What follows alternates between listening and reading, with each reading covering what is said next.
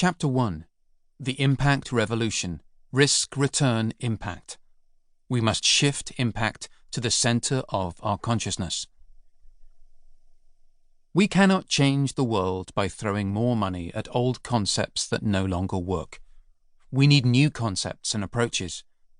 New words are coined to capture new ideas, which is as true of economics as in the world of scientific discovery. What does impact mean? It was in 2007, at a meeting hosted by the Rockefeller Foundation at its Bellagio Center in Italy, that impact investing was coined as a term to replace social investment. In its simplest terms, impact is the measure of an action's benefit to people and the planet. It goes beyond minimizing harmful outcomes to actively creating good ones by creating positive impact. It has social and environmental dimensions. Social impact refers to the improvement in the well-being of individuals and communities, and the enhancement in their ability to lead productive lives. It represents genuine social progress, educating the young, feeding the hungry, healing the sick, creating employment and providing livelihoods for the poor. Environmental impact is just what it sounds like: the positive consequences that business activity and investment have on our planet. Put simply, are we preserving the planet and passing it on to future generations so they can benefit from it and do the same? Impact needs to be brought to the heart of our society and take its place at the center of our economic system.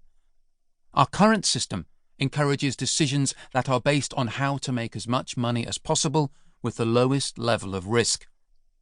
We need to shift to a system that encourages making as much money as possible, but in a way that is consistent with achieving the highest impact and with the lowest level of risk.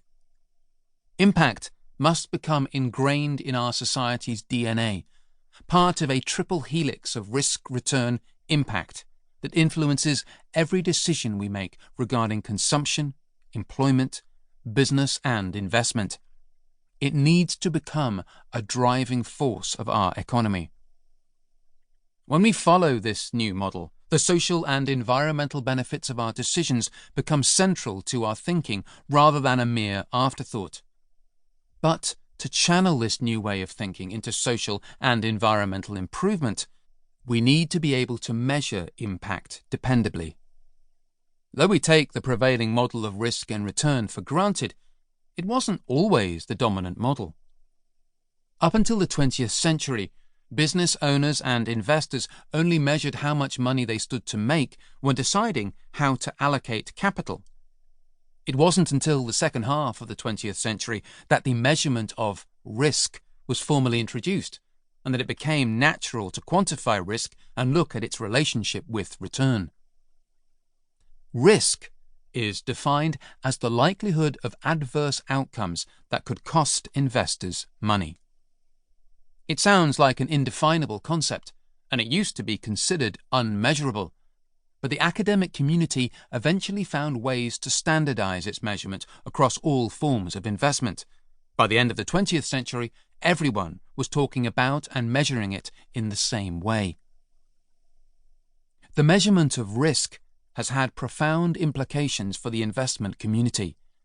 It introduced new theories like portfolio diversification, which gave rise to new asset classes that came with a higher level of risk, but also disproportionately improved returns. These new asset classes included venture capital, which funded the tech revolution, private equity and hedge funds. It also allowed new investment themes to take hold, like investment in emerging markets, which funded globalization. If we fast forward to the present day, we see that the same revolution that risk brought is now being brought by impact.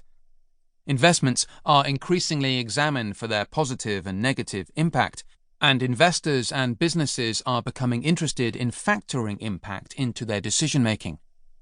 Is it harder to measure than risk? Not at all.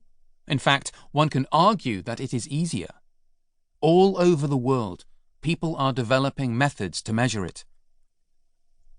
The impact revolution promises to be just as world-changing as the Industrial Revolution or the more recent revolution in tech.